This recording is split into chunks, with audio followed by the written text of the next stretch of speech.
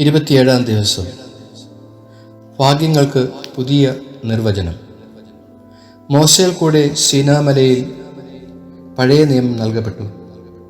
മലയിലെ പ്രസംഗത്തിൽ യേശു പുതിയ നിയമം നൽകുന്നു. പഴയ നിയമം നൽകപ്പെട്ടത് പേടിപ്പിക്കുന്ന രീതികളിലാണ്. പുതിയ നിയമം നൽകപ്പെട്ടിരിക്കുന്നത് സൗമ്യതയുടെയും ദൈവപ്രസാദത്തിൻ്റെയും അന്തരീക്ഷത്തിലും വാക്കുകളിലുമാണ്.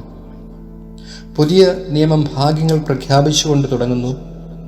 ഭാഗ്യം ദൈവത്തിൻ്റെ അംഗീകാരത്തെയും സാന്നിധ്യത്തെയും സംരക്ഷണത്തെയും സൂചിപ്പിക്കുന്നു.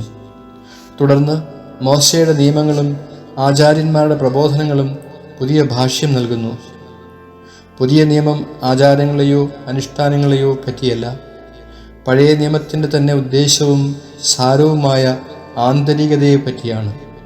സ്നേഹം, വിശ്വാസം, നന്മ, കാരുണ്യം, പ്രാർത്ഥന, അനാസക്തി, വിശ്വസ്തത മുതലായവയെ പറ്റിയാണ്.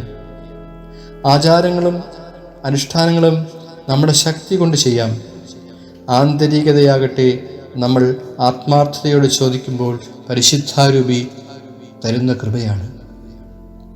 യേശു മലയിലെ പ്രസംഗത്തിൽ ഒരു പുതിയ ധാർമ്മികത പ്രഖ്യാപിക്കുക മാത്രമല്ല, ഒരു പുതിയ സംരംഭം, ഒരു പ്രസ്ഥാനം, സഭ ഉദ്ഘാടനം ചെയ്യുകയാണ്.